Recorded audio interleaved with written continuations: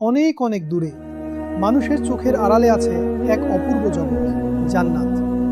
সেখানে নেই কোনো দুঃখ, নেই কোনো কষ্ট, শুধু শান্তি, সুখ আর অফুরন্ত সৌন্দর্য।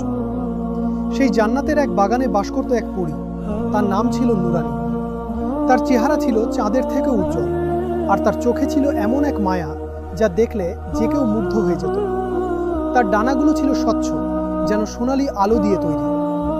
নুরানী পরীর কাজ ছিল জান্নাতের বাগানগুলোর যত্ন নেওয়া। প্রতিদিন সে ফুলের সাথে কথা বলতো, পাখিদের সাথে গান গাইতো, আর জান্নাতের নদীর ধারে বসে আল্লাহর প্রশংসা করত। যখন সে হাঁটত, তখন তার পায়ের ছোঁয়ায় শুকনো গাছও আবার সবুজ হয়ে উঠত।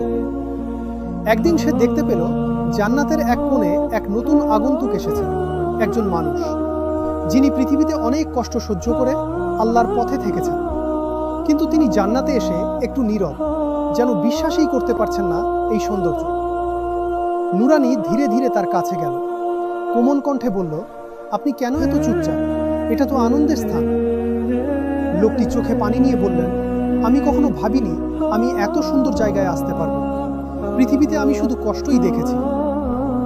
নুরানী মৃদু হেসে বলল, এই জান্নাত সেই সব ধৈর্য আর ঈমানের ফল।